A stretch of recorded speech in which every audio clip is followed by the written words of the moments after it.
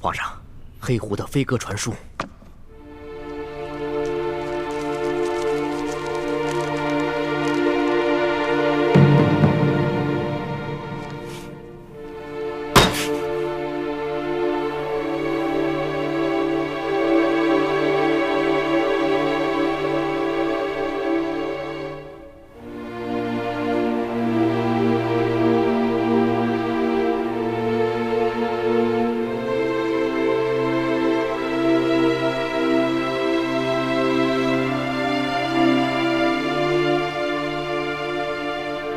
传索额图。这。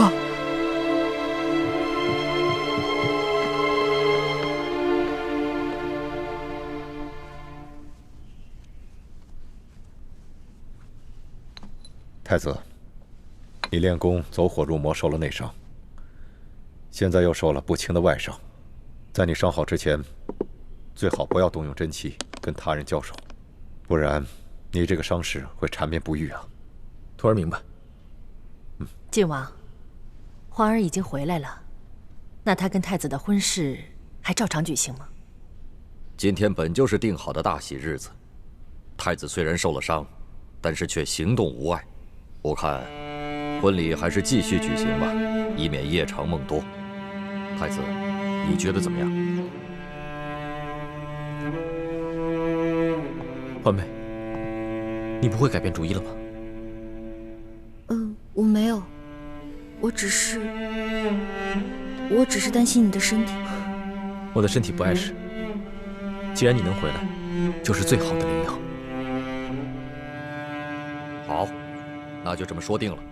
今天就给太子和奕欢完婚。好。可是这吉时已过了呀。哎，不要紧的，择时不如撞时。既然奕欢他能够迷途知返，及时赶回来，这就是最大的吉事。 至于吉时嘛，自然就是顺其自然。咱们大家都赶快动手，把大厅重新布置一下。好吧，只怕最快也要等到晚上才能举行婚礼了。晚上就晚上吧，给他们拜堂之后，刚好就让他们进洞房。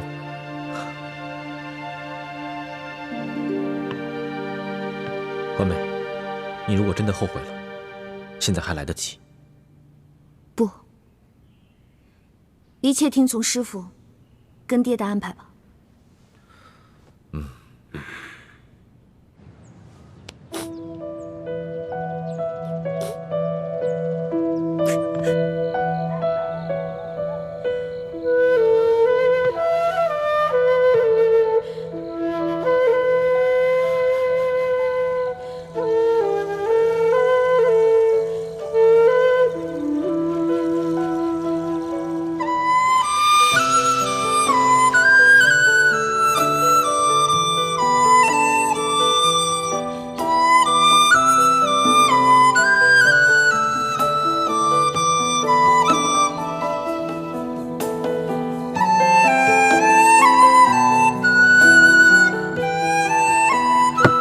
谁？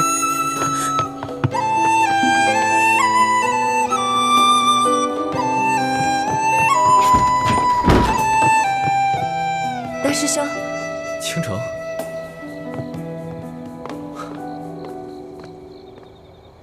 原来是你啊！我是来给你送礼物的。这是我亲手编的同心结，算是我送给你和小师妹的新婚贺礼吧。希望你们能够永结同心，白头到老。我愿在风中为你挣扎，请不要割断我的牵挂，这是我仅存的思念啊。如果前路铺满雪花，我也祝你早日找到那个全心全意爱你、珍惜你的人。等幸福在发芽。当大雪倾城淹没来时。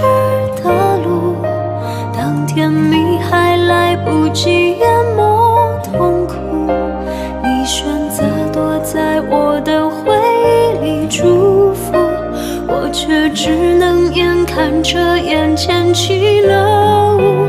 当大雪倾城淹没来时的路，当天明还来不及淹没痛苦，我选择拒绝解开心里爱的毒，你却只能聊聊我的无助。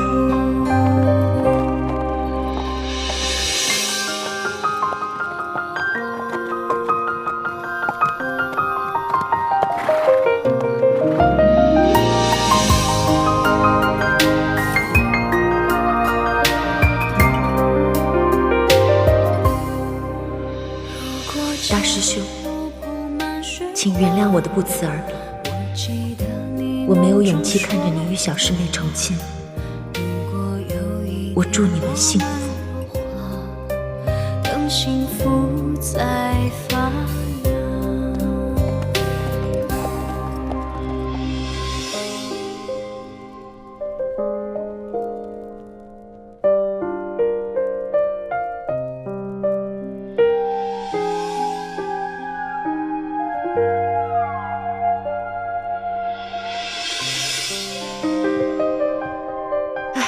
还是咱们这大明的服饰好哈！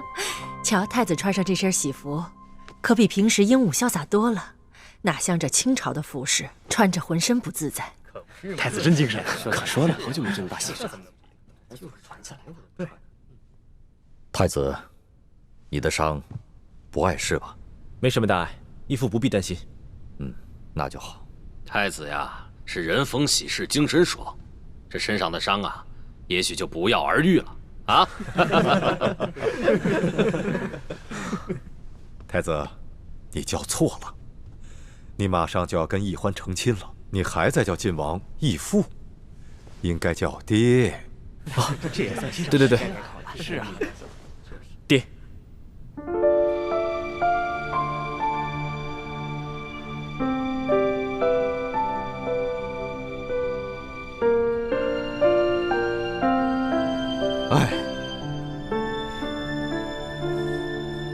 哎，欢儿怎么没来呢？啊？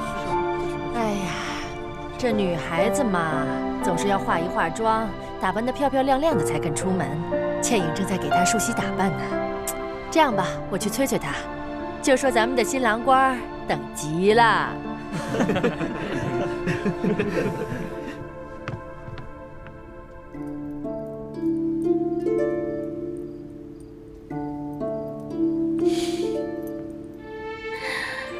我们家欢儿好美。好了，我们可以出发了，可千万别让新郎等太久。樊姐姐，等你出嫁的那一天，到时候我也为你梳妆吧。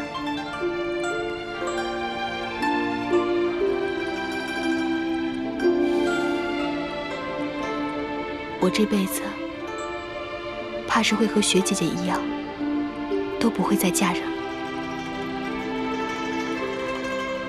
我和雪姐姐心中的那个人，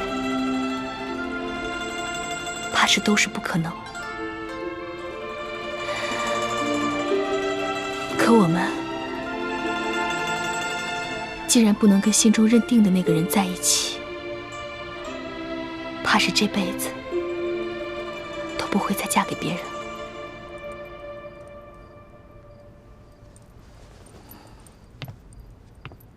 樊姐姐，姻缘二字是这世上最难说的了。我们会遇到有情无缘的人，可有些人却是命中注定。我跟你其实是一样的，在我心里的那个人，我跟他注定是不可能，所以我们是有情无缘。可我跟朱哥哥呢，就是命中注定。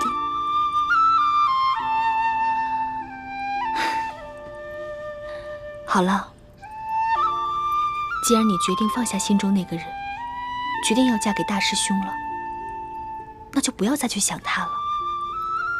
不然的话，不仅会伤了大师兄，还会伤了大家的心。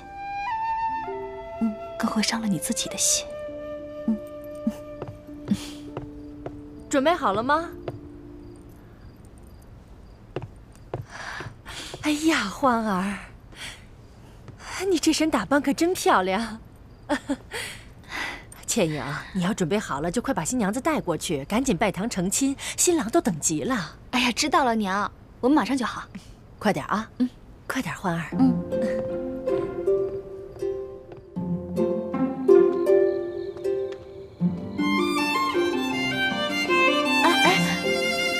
我不想盖这个盖头了，什么都看不见。哪有新娘子不盖盖头的呀？乖。等一下，这是谁放的孔明灯啊？哎呀，好了，别看了，小师妹，大伙都等着呢。哎，我怎么没看见雪姐姐啊？你能不能帮我去找一下她，劝劝她吧？毕竟我出嫁，她也该陪陪我啊。好，那我去叫她，也劝劝她，把以前发生的事情都放下。那你可在这乖乖等我啊。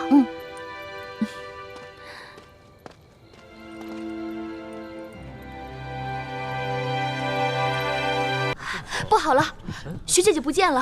啊？不见了？哎呀！哎，小师妹呢？新娘子也不见了。叶欢不是跟你在一起吗？我刚刚给她打扮完，在扶她来拜堂的路上，小师妹突然想起学姐姐不见了，让我去找学姐姐。结果我这学姐姐没找着，回来路上小师妹也不见了，我还以为她自己来大厅了呢。这可怎么办？这可怎么成亲啊？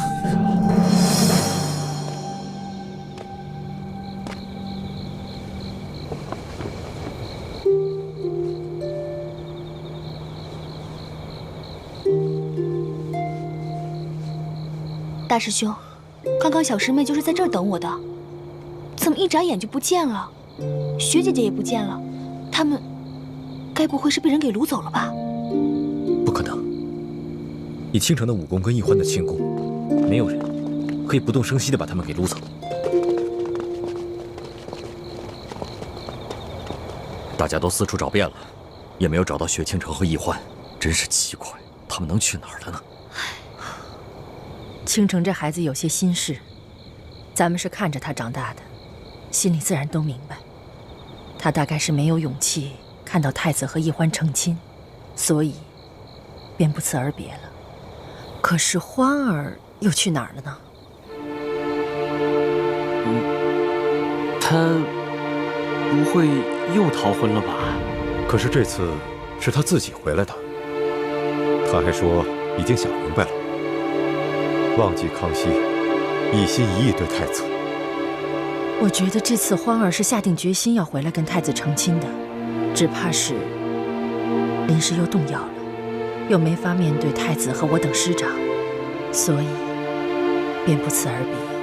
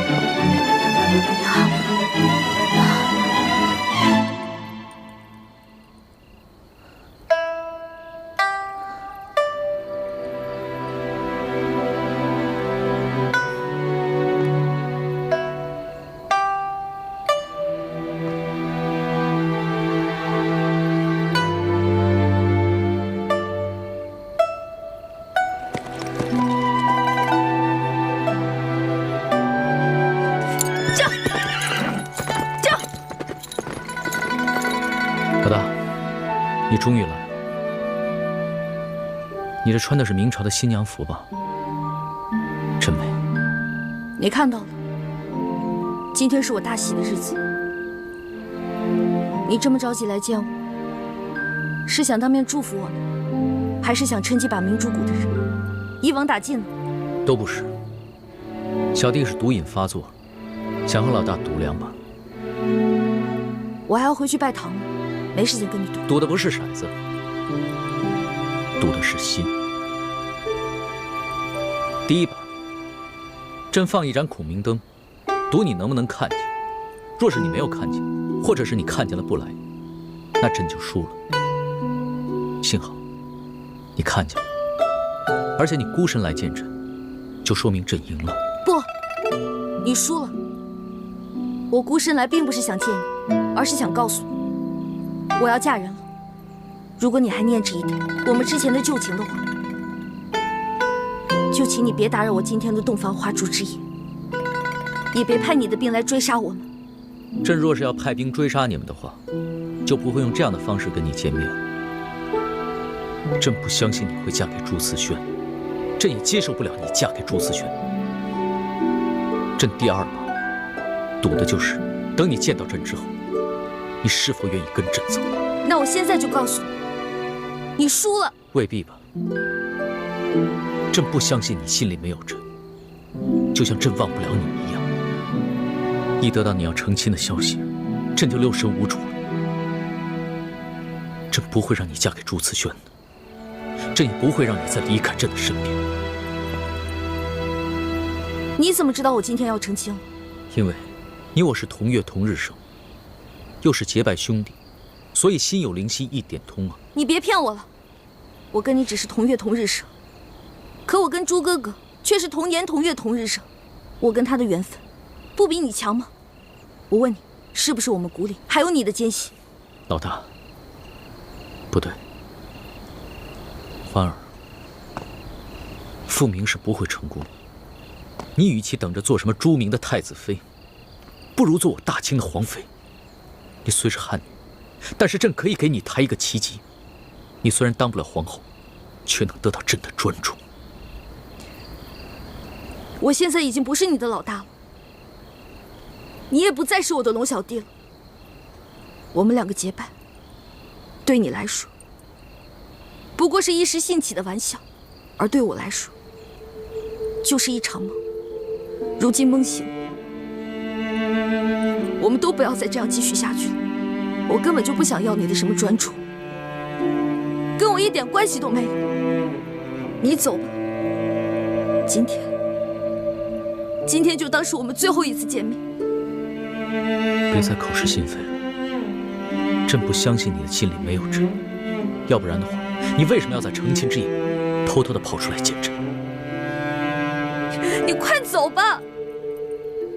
你现在再不走的话，被我爹跟师傅看到了，你可就完了。你看看，你还是那么关心朕。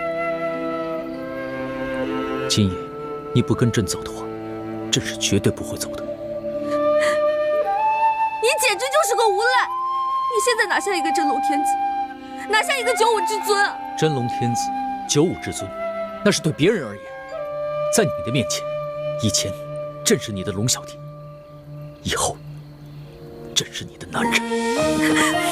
走开！走开！走开！你打吧，你打死朕吧！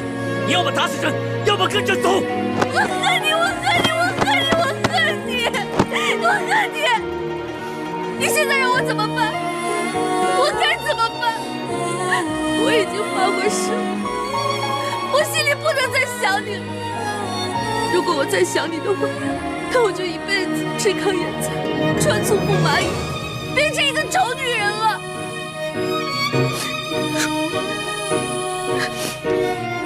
既然你已经发了这么毒的誓了，那唯一的解毒办法就只有以毒攻毒。你放开我！你放开我！放开！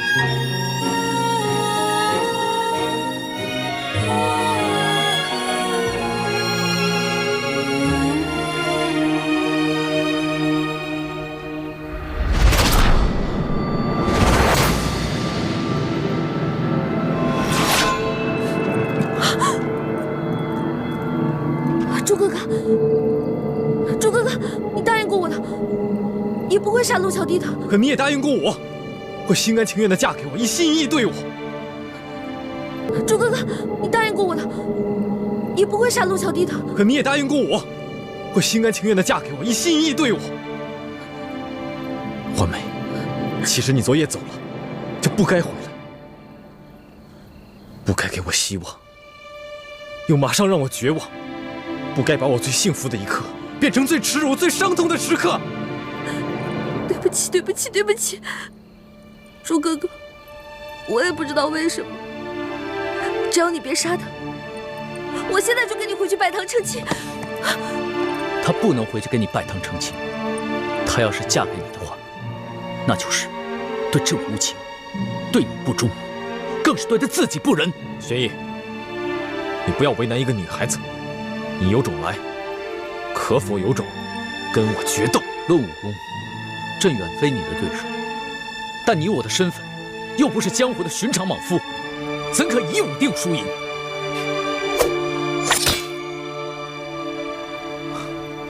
若你我争的是天下，自然不该以武论输赢。但现在，我们争的是一个女人，则你我的身份，不过是世间一寻常男子。爱新觉罗玄烨，拔剑吧！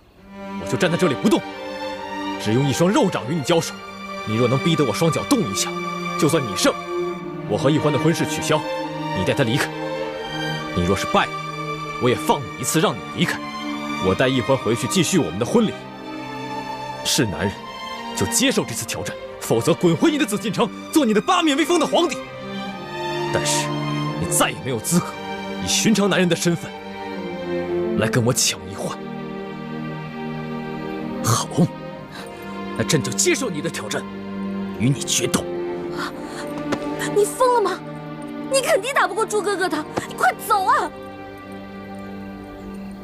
花儿，自8岁起，朕就只能是一个皇帝。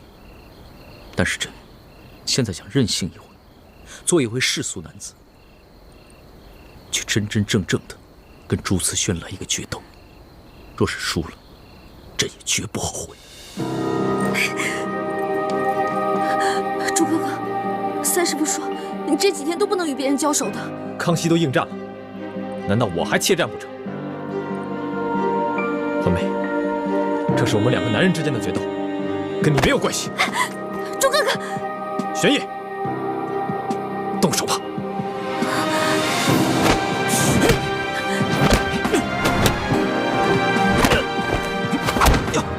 陆小弟，朱哥，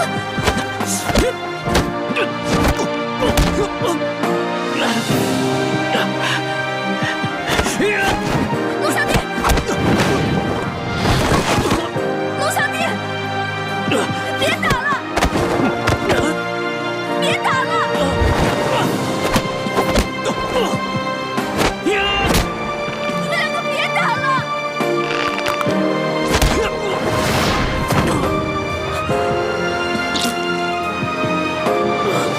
玄烨，你现在明白了，做皇帝，你或许比我强，但做男人，你永远比不上我。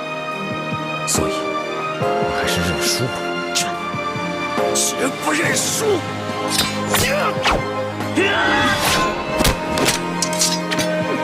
朱哥哥，朱哥哥，你千万别杀了龙小弟！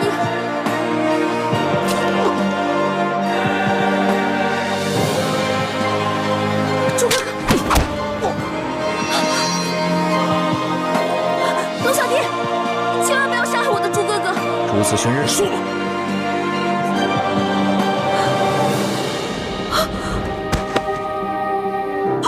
朱哥哥，朱哥哥，朱哥哥，你醒醒！朱哥哥，朱哥哥，你醒醒啊！朱哥哥，朱哥哥，朱哥哥！花儿，他已经输了，你跟朕走吧。不，他是因为我逃了婚，练功的时候走火入魔了，他私下放了我，犯了蒙规，所以受了鞭刑60下。现在和你决斗，又加重了伤疾，否则在平时，纵使有10个你也打不过我朱哥哥的。朱慈轩身受重伤，还要跟朕决斗，如此意气用事，怎么能成就大事？那你呢？孤身一人前来寻我，难道不是意气用事吗？婉儿，真不是意气用事。出来吧！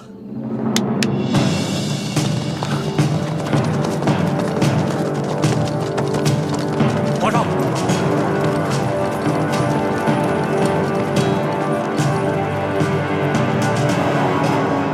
原来你早就安排好了。婉儿，朕想做你的男人，但是朕更是大清的皇帝，朕在任何时候都不能意气用事。倒是朱思轩，明明受了重伤，却还只把心思用在你我二人之上。他过来的时候，没有发现林中有埋伏。那你现在想干嘛？你想杀了我朱哥哥吗？婉儿，朕不想骗你。你和朱思轩，朕必须带走一个。如果你今天不跟朕走的话，那朕会将朱思轩带回去打入天牢。有太皇太后在，朕无法保他不死。但你若是跟朕回去了，那朕可以将他留下。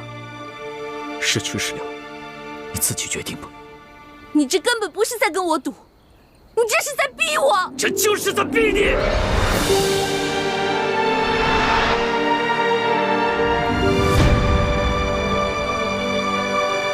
因为朕输不起，朕不能没有你，朕更不能眼睁睁地看着你去嫁给朕最大的敌人。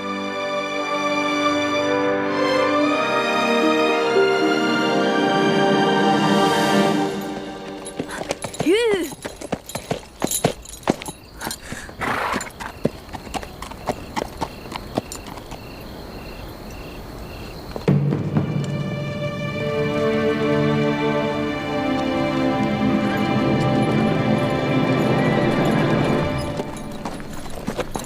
易欢。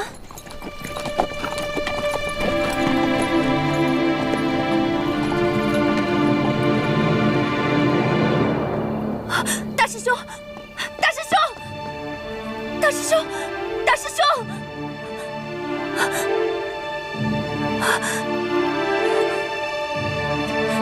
我还是先把你送回去。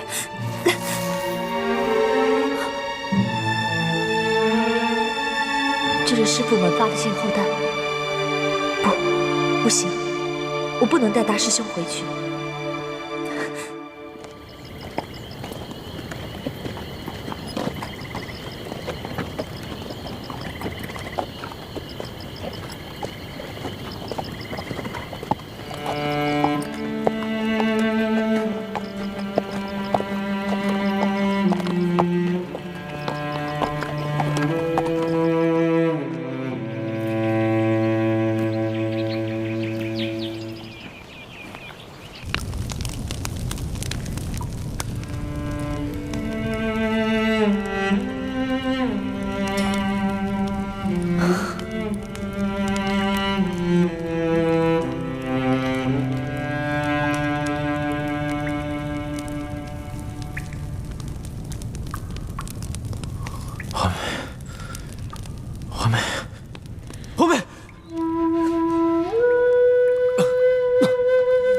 大师兄，你醒了？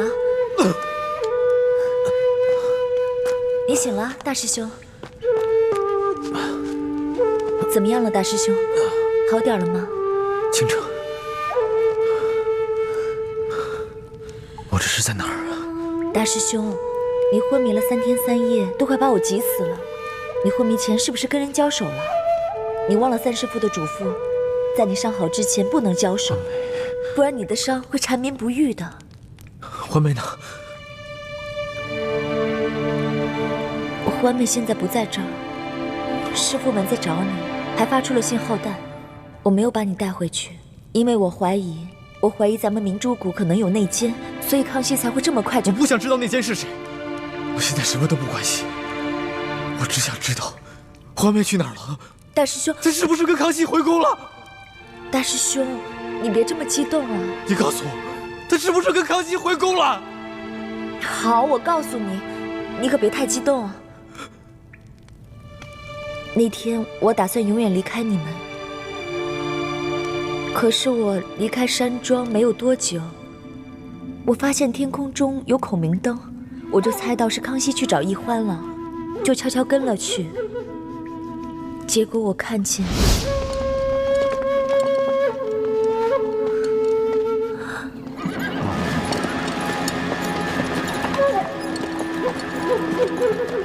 易欢，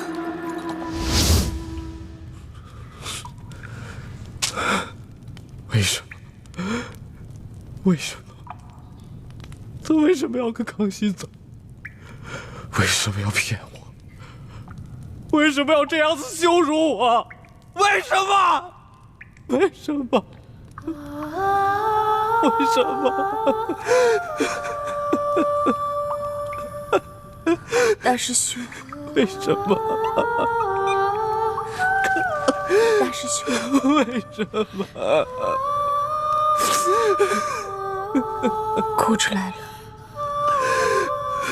心里就会好受。为什么？为什么？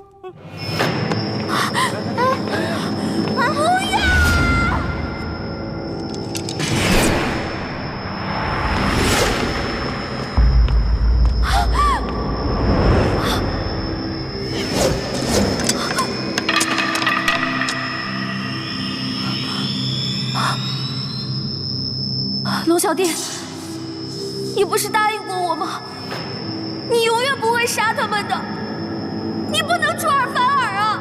不是朕要杀他们，是你们的奸细把他们出卖给太皇太后，是太皇太后执意要杀他们，朕也是迫不得已。行刑！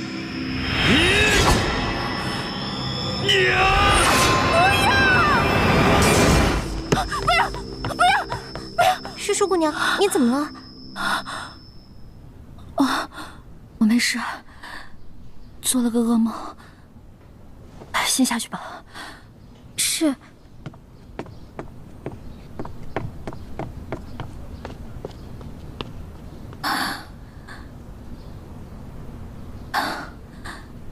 朱哥哥，你怎么样了？你现在是不是很恨我？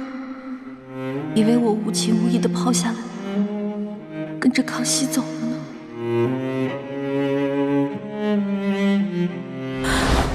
你和朱自轩，朕必须带走一个。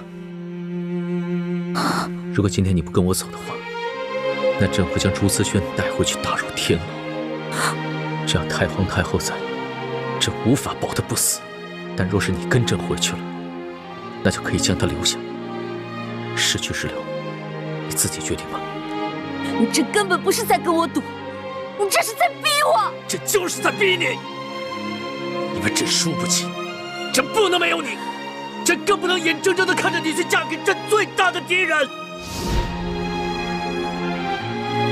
朱哥哥，我没有言而无信，出尔反尔。我一来是为了救你，二来是为了查清龙小弟为什么能对我们这边的情况了如指掌。我们明珠谷是不是还有奸细？你能原谅我？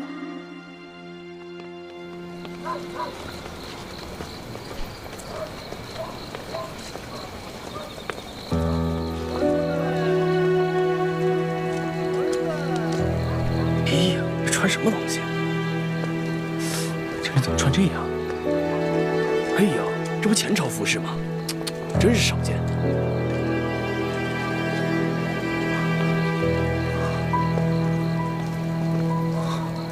哎呀，你看看他穿的什么衣服呀！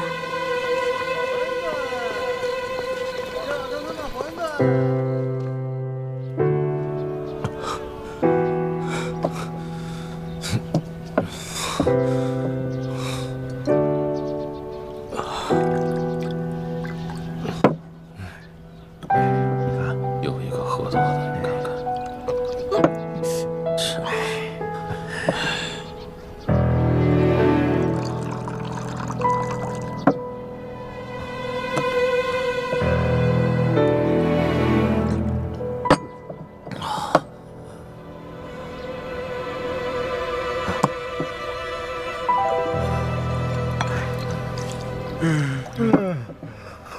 小二，拿酒来。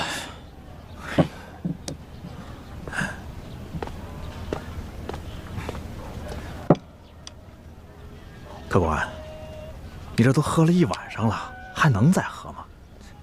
你还有钱再喝吗？连你也看不起我，你以为我没钱吗？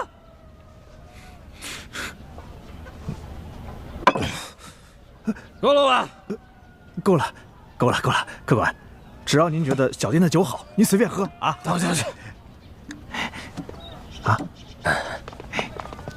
哎呦，你看这人胆儿真大呀！竟然敢穿前朝的服饰。对，你看还穿着新郎服呢。哎，咱们走，走。哎，来，你们说这人会不会是乱打啊？哎，要真是乱打，岂敢穿着前朝服饰公然上酒楼来招摇？我看不是哪个戏班的戏子，就是个疯子。对，有道理。哎，我看他可不像是疯子。你看他那副伤心欲绝的样子啊！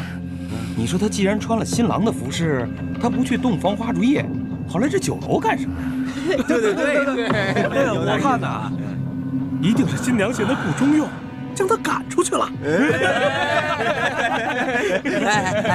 我跟你们说啊，这说明是这新娘子别有所爱，逃婚去了。那这个男人岂不成了一个大乌龟？王八！给我滚！他说什么？给我滚！哎呦喂，敢让大爷滚，爷现在让你滚，你滚！呀！好汉不吃眼前亏，咱们撤，快撤！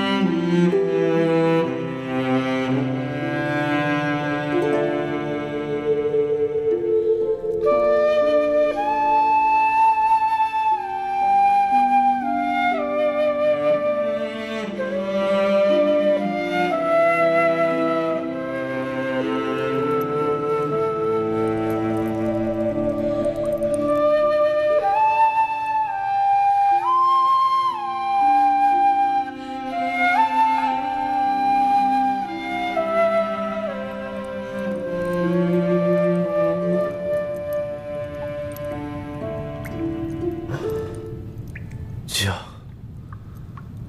我要喝酒，给我酒，给我酒，我的酒呢？哎，我的酒呢？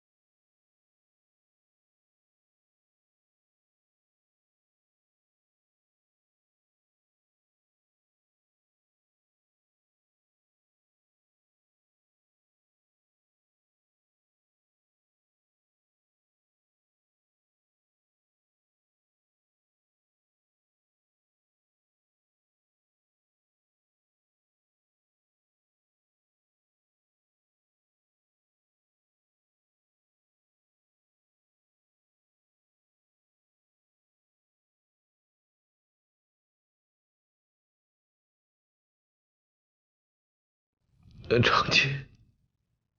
好。可是师傅们不在啊。成亲是我们2个人的事，师傅们在不在，不要紧的。好，我们成亲，我们成亲。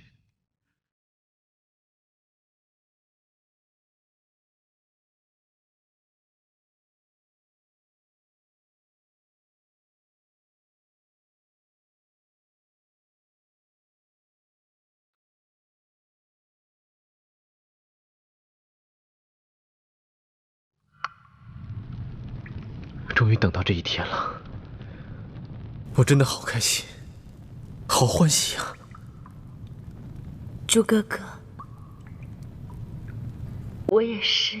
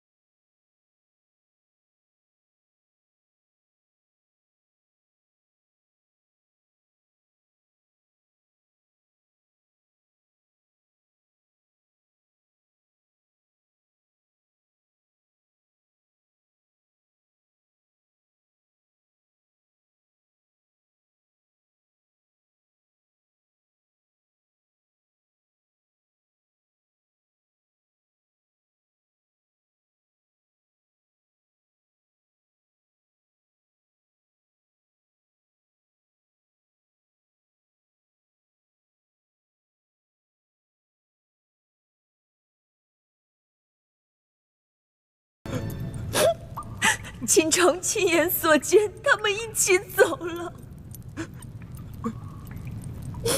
不要再折磨你自己了。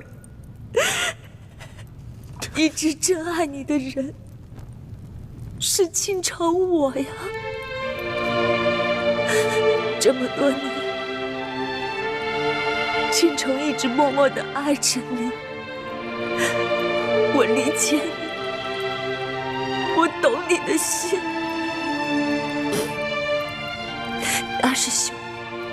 就让我嫁给你，做你的新娘，一辈子和你在一起，关心你，爱护你。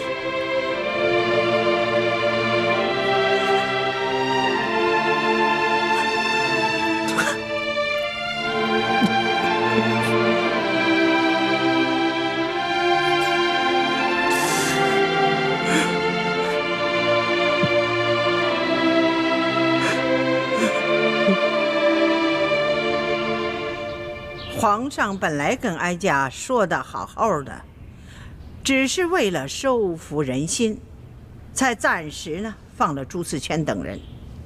怎么就斗起来了呢？这若不是朱思权此前先受了重伤，那皇上岂不是危险了吗？太皇太后都不用担心，皇上应该不会有什么危险的。奴才已经做了周密的安排，一发现有什么情况不对，他们会立马冲出来保护皇上的。你还有脸说呀？啊，如此大事你都不来向哀家禀报啊？你还不加以劝阻啊？就这么由着？皇上任性啊！太皇太后，您真是委屈奴才了。这皇上为了怕奴才走漏风声，一直都不让我离开他的视线。再说了，皇上的脾气您是了解的，那哪是奴才能劝得住的呀？皇上啊，他原来可不是这样子，都是这个李一欢呐，把他蛊惑成这个样子。现在最可虑的是，皇上居然把这个李一欢又接回宫了，这可如何是好啊？你呀，亏你还是六宫之主呢，你居然如此无用啊你！皇祖母，妾身也劝过皇上，可皇上每次听了以后抬脚就走，也不管妾身这面子上是过得去还是过不去，从此以后也再也不来这坤宁宫了。妾身到哪里再去劝皇上？罢了，刚才哀家是把话说重了，这也怨不得你。皇上啊，他亲政以后，大权在握呀，但是在这个事上还得靠哀家亲自去把关呢。刘嬷嬷，奴才在。带上几个人，去把这个曾经的笔墨侍书给我叫到慈宁宫来。这。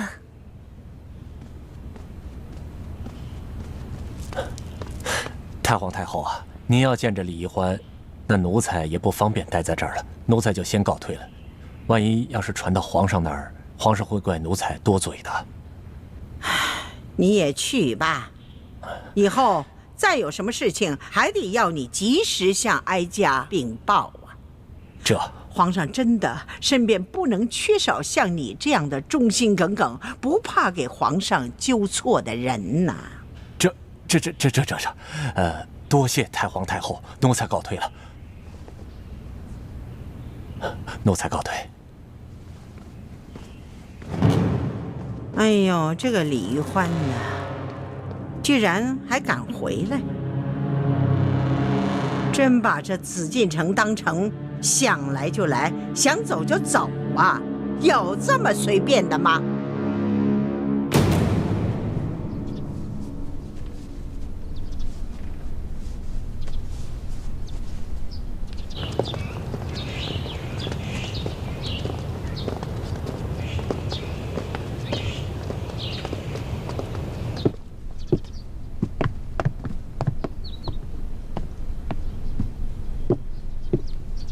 是舒姑娘，太皇太后懿旨，宣您去慈宁宫问话。这个老太婆宣我前去，一定是想杀我，我可不能这样傻乎乎的去送死。好呀，我正好也想向她老人家请安呢。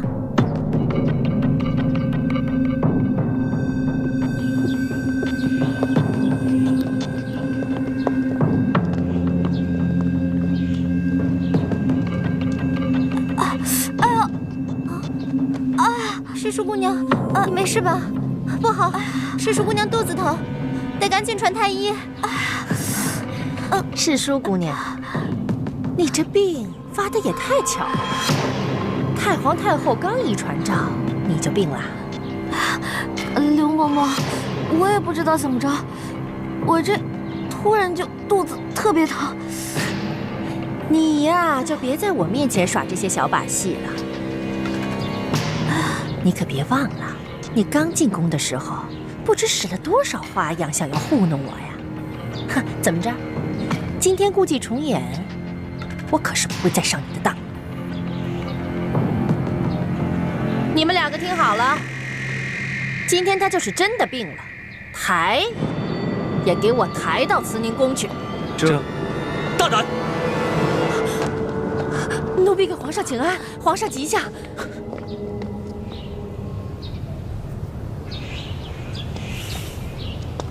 传太医，这刘嬷嬷，你的胆子很大呀，居然敢对世淑姑娘如此无礼！奴才该死，奴才该死！是太皇太后，她要宣世淑姑娘去慈宁宫的，请皇上恕罪啊！好了，你去回禀太皇太后，就是世淑姑娘病了，等她病情好转了，朕再陪着她，去给太皇太后她老人家请安。是。走。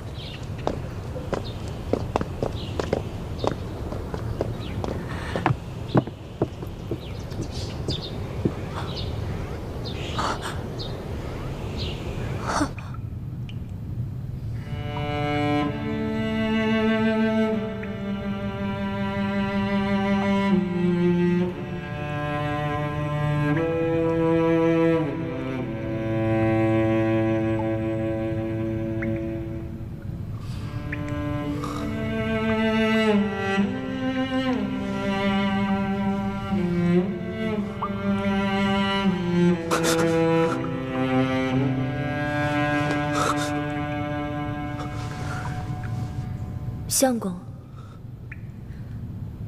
你怎么了？相公，别这么叫我，别这么叫我，我求求你别这么叫我。我们已经成亲了，我不叫你相公叫什么？你还应该叫我娘子呢。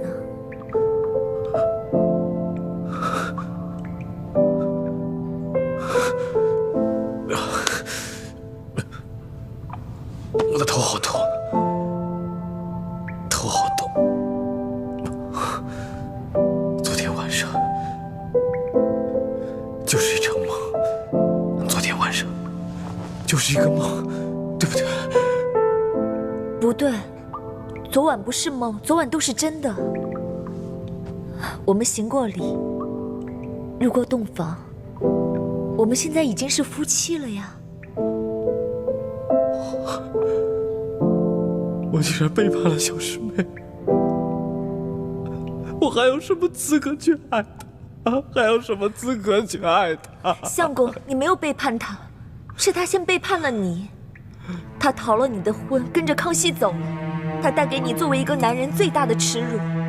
她现在已经是康熙的女人了，不可能再回来了。不会的。皇妹不会骗我的，她跟康熙回宫是有苦衷的，她不可能嫁给康熙的，她不可能这么对我。相公，你醒醒吧！你看看你背后的伤，这都是你为他才受的鞭刑。你的伤还没有痊愈，你就忘了疼吗？难道你又忘了他任由你昏迷在荒山野岭，自己自私的跟着康熙走了，去追寻他自己的爱情，根本就不顾你的感受。别说了，别说了！你不要再自欺欺人了！别说了，别说了，你别说了！别说，别说了！你不要叫我相公，我也没办法把你当我的娘子。我的心里只有环梅，只有环梅，再也装不下其他的人。是我不配做你的相公。你还是放不下的，就算他那么对你，你还是放不下的。是，不管他对我做什么，我都放不下他，我放不下他，我放不下他。既然你放不下他，那你为什么要接受我？为什么要跟我入洞房？你为什么要给了我希望，又让我这么绝望？你说。对不起，倾城，我真的放不下他。我对你来说，就是一具空壳，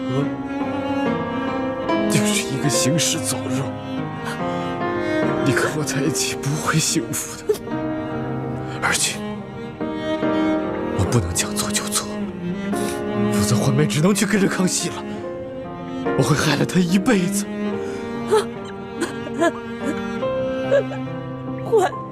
环梅，你口口声声只知道环梅，为什么环梅做了什么事情你都能够包容她？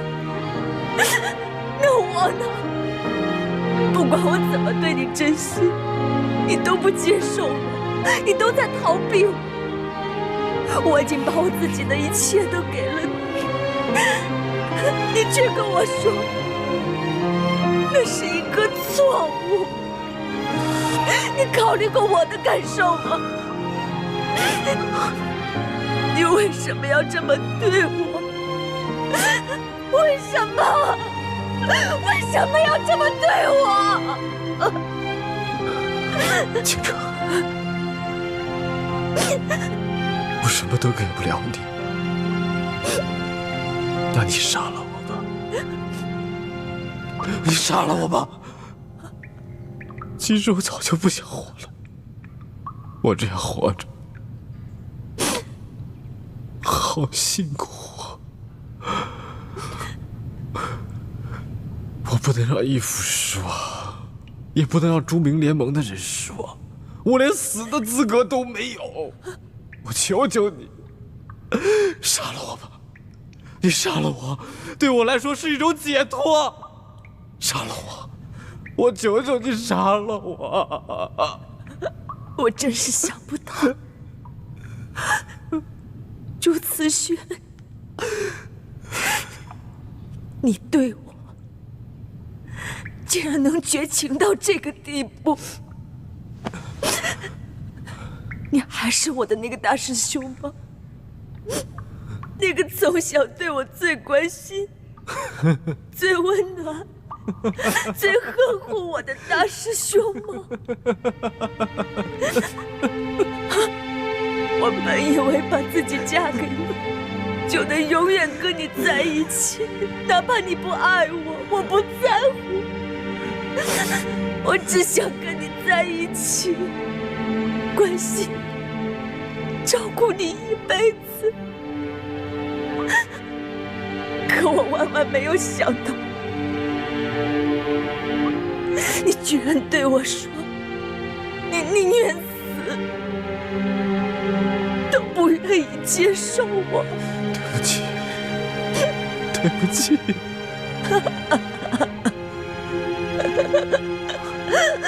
倾城，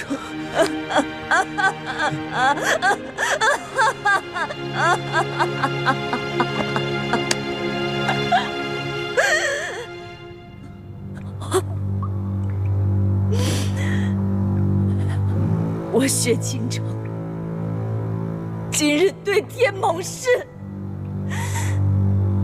此生我薛倾城绝不再对朱慈轩有情，有违此誓，犹如此残。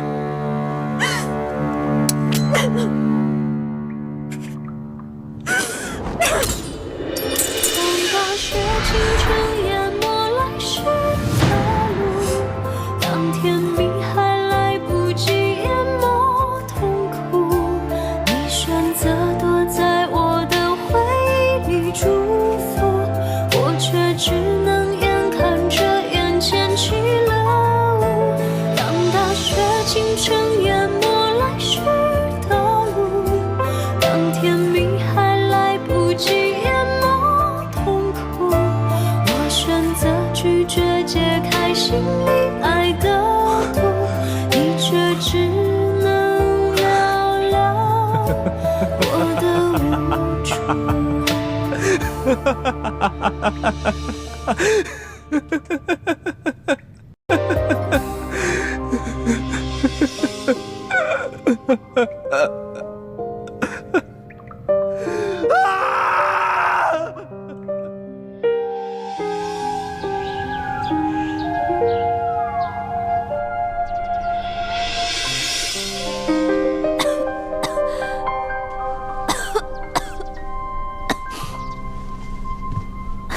启禀皇上，世淑姑娘脉象很好，没有什么病啊。胡说！世淑姑娘明明很难受，怎么会没病呢？她的身体要是出了问题，你担得起吗？那臣先开几副调养身子的药吧。这就对了嘛。世淑姑娘啊，她的病很严重，明白了吗？臣明白了，臣明白了。那臣这就去煎药。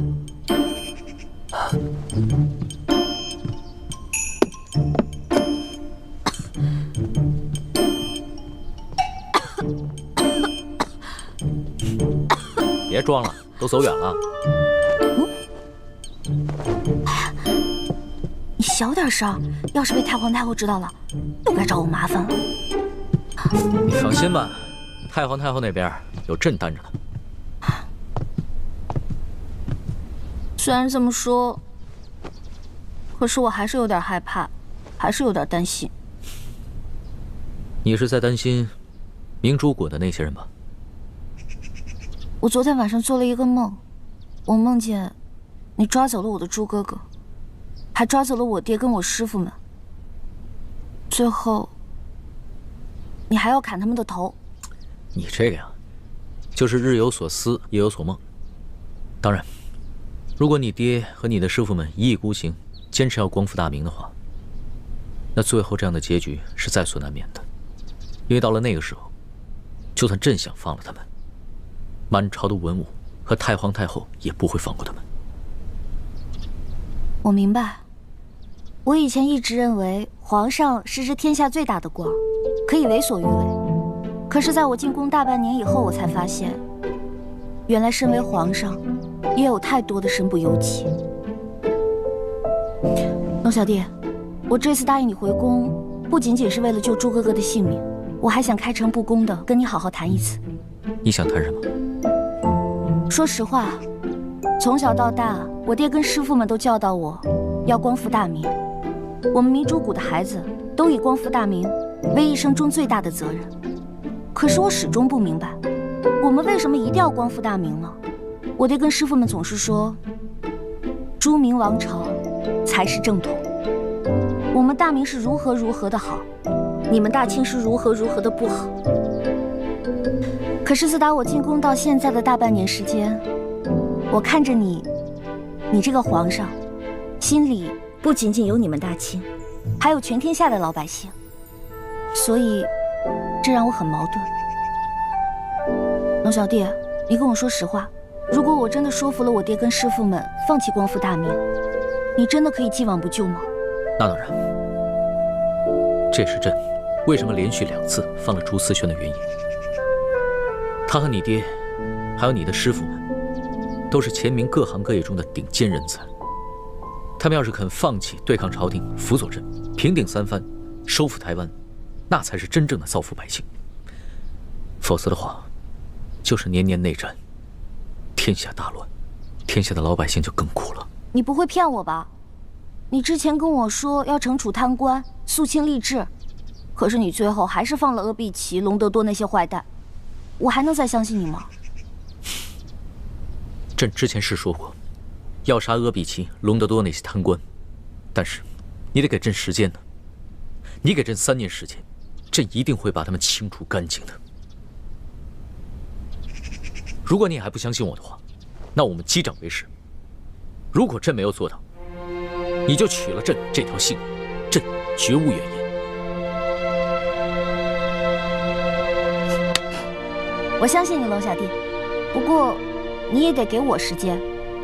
我觉得要说服我爹跟师傅们放弃光复大明，这比你诛杀阿碧琪、隆德多那些坏蛋要更难一些。朕明白。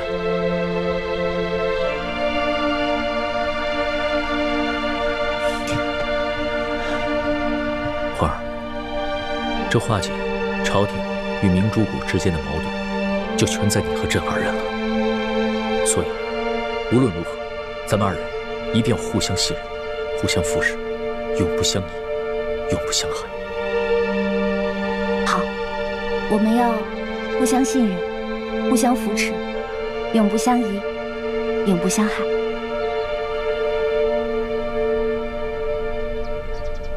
皇上说，诗书姑娘她病了，等诗书姑娘身子好了，再来拜见太皇太后。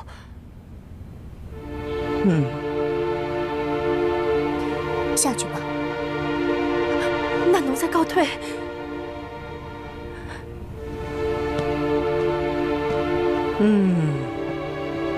这当您连女色误国之事要重蹈覆辙了吗？皇上吉祥。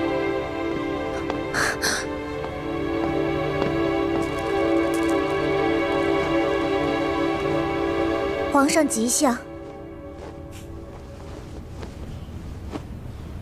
皇祖母吉祥，孙儿给您请安。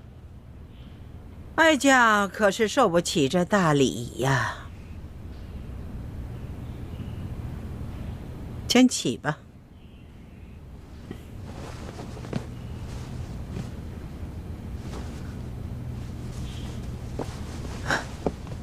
皇祖母，您先别生气。孙儿知道您心里不痛快，所以特意赶过来，给您请个安，顺便说几句心里话。你都把人接进宫里来了，连哀家都不能碰，你还有什么话好说？皇祖母，您知道孙儿为什么要把奕欢给请回来，而奕欢为何又肯随朕回来吗？告诉你吧，这李奕欢随你回来，他是为了自己的未婚夫朱思轩，而不是为了你。你呀，想想你皇爷爷和皇阿玛的结果，你都不该如此糊涂。爱新觉罗的子孙不该如此荒唐啊，不该如此为所欲为呀！皇祖母，切勿伤心。孙儿不是皇阿玛，也不是皇爷爷。孙儿心里虽然爱着奕欢，但是孙儿不肯忘了自己是爱新觉罗的子孙，是大清的皇帝。孙儿绝不会放下身上的重担，为所欲为的。那你为何要接他进宫啊？皇祖母，孙儿想要劝降李定国等人归降大清，若是能兵不血刃就瓦解反清联盟，那岂不是为国为民的大幸事？而这奕欢就是最好的突破口。只有通过奕欢，朕才能了解到李定国等人最真实的想法。朱明王朝有什么好？他们为什么要反清？也只有通过奕欢，朕才能让李定国等人知道朕最真实的想法。朕是一个怎样的皇帝，要打造一个怎样的太平盛世。哎呀，皇上，你太一厢情愿了。你要知道，这个李定国是前明残党余孽、顽固不化的头目啊，怎么可能轻易被你感化呢？再说这李奕欢，他分明是跟你假心假意，目的是要得到你的信任。皇祖母，奕欢绝非你所想的那样。奕欢他单纯善良，没有什么野心。他心里所关心的，不是这个天下到底是姓朱还是姓爱新觉罗，他心里面所关心的是这天下百姓的疾苦。而且，他对朕的真心，朕能感受得到，还有他对朕的情谊和对朕殷切的期许。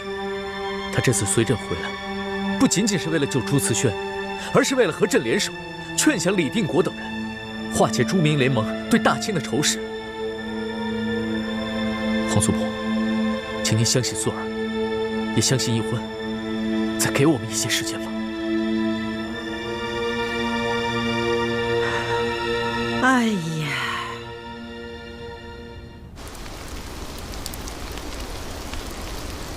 奕欢又回到紫禁城，去见康熙了。这是吴三桂在宫中的内线传来的消息，错不了。那太子跟雪清城呢？他们也落到康熙手中了吗？内线说，只有奕欢回到了永乐斋，没有雪姐姐和大师兄的消息。这就怪了。太子和雪清城会去哪里呢？如果说倾城为情所困，悄悄走了，那还说得过去。可是太子不该就这样悄无声息的没有消息，他有什么行动，一定会向我们先行报告的。那会不会是太子看奕欢回宫去找康熙了，所以也潜回宫去找奕欢？此事事关奕欢的名节，还有太子的尊严，所以他不愿意告诉我们这些师长。唉，真没想到，这奕欢，他居然是非不明，敌我不分，真是让人痛心呐！大师父，奕欢虽然任性，但还不至于是非不辨，敌我不分。我想她不想嫁给大师兄，只是因为她心里还放不下康熙，不能一下子把和大师兄的兄妹之情转变为男女之情。还有，你说，她真要是糊涂到抛下我们这些亲友，主动回宫找康熙，那我还真不信。也许，她是有什么自己的原因呢？还能有什么原因？她本来在山庄好好的，突然间人就不见了，一定是回到紫禁城去找康熙了。她这么做，怎么对得起她死去的娘亲？怎么对得起我们这些师长？怎么对得起她自己的身份？晋王，奕欢从山庄回去皇宫，而太子至今下落不明，这些事情都很蹊跷。难道我们山庄内部也有倾听的奸细啊？什么？除了唐一手，还有奸细？樊兄所言甚是，我们离京之后，就住在这香山泉水山庄，可是康熙却似乎对我们的行动了如指掌，这说明泉水山庄也出了奸细，而且现在我们的行踪已经暴露，在我们没有查到奸细是谁之前，恐怕清军就会杀到，所以现在当务之急，我们还是先离开这山庄，找一处只有我们几个人知道的安全地方，再行躲避。没错，现在这里已经不安全了，事不宜迟，我们赶快撤吧。龙小弟，怎么样？太皇太后有没有为难你？为难倒是没有，只不过他老人家这一生命运极为坎坷，虽经历过不少大风大浪，但没想到今日为朕几度落泪，朕的心里很是难过。我能明白你的心情，其实我也一样。我不怕爹跟师傅们骂我，我只怕他们难过。我爹是个铁骨铮铮的汉子，从来都是只流血不流泪的，但这次为了我，气红了眼睛，甚至要拔剑自刎。我心里特别的内疚。朕知道，要不是你爹以死相逼的话，你是不会答应和朱思轩成亲的。这你也知道。虽然你们出了紫禁城，但是你们的行踪，朕了如指掌。龙小弟，你在我们那儿是不是埋伏了奸细？欢儿，这些事情，朕不能告诉你，朕也不想用一番谎话来欺骗你，你就不要再问朕了。你只需要知道，朕是真心想以仁德治天下，不欲大动干戈、大型杀戮。要不然的话，朕也不会冒险去见你，而是直接派兵把明珠谷给剿了。谢谢你，龙小弟。如果你真的把我爹跟师傅们全杀了，我就不知道该怎么办了。所以，哪怕是为了你，我也要再给明珠谷一个机会。我这次回去劝服我爹跟师傅们归顺大清，因为只有这样，他们才能真正的化解与你与朝廷的仇恨，我们才能真正的相守在一起。可是我心里好怕呀。怕什么？我知道这次回去劝降他们，肯定困难重重，他们肯定不会听我的。我怕他们会把我锁起来，如果那样的话，我们两个就再也见不到了。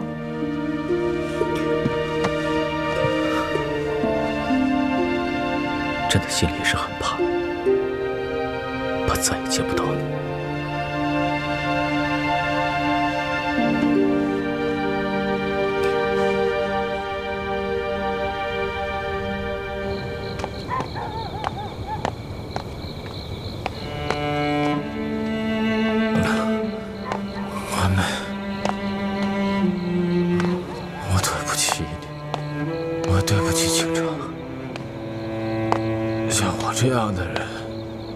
根本就是一个禽兽。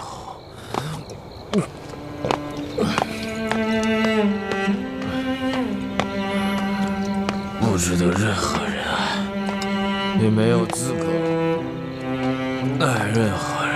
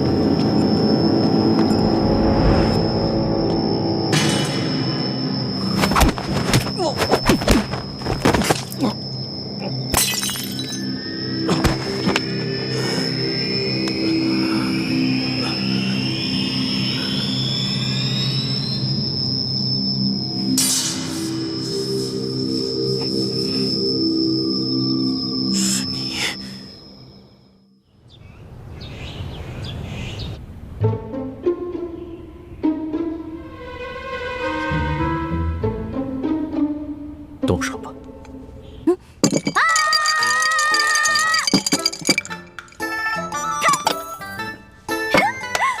赢了！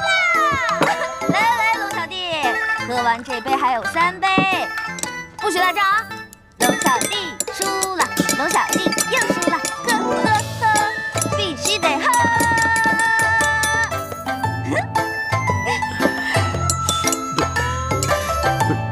老大，你这里边是不是有什么鬼啊？啊，为什么朕一把都赢不了啊？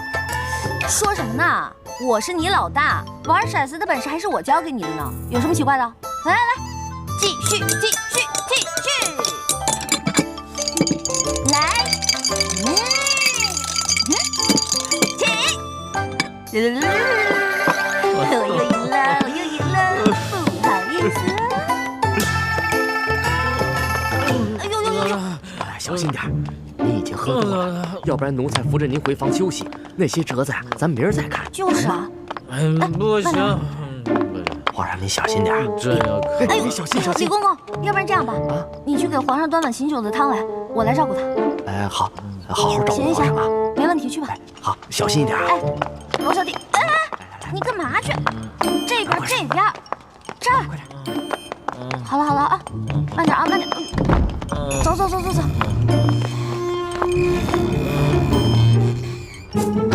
来，龙小弟，慢点。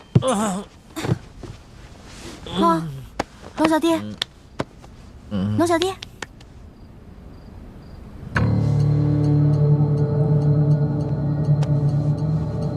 龙小弟，你先睡会儿啊。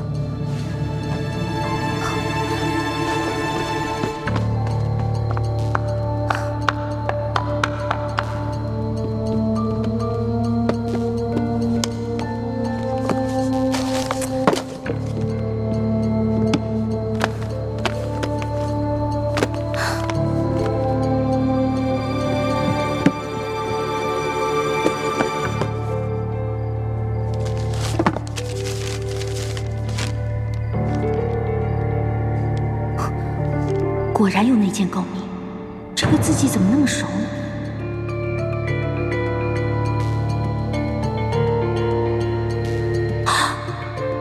难道是他？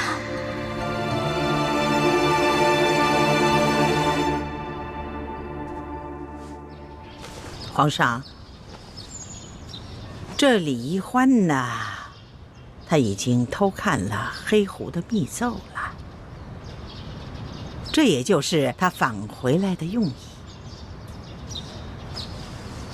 他不可能劝降那些潜民余孽。皇上，你还要放他回去吗？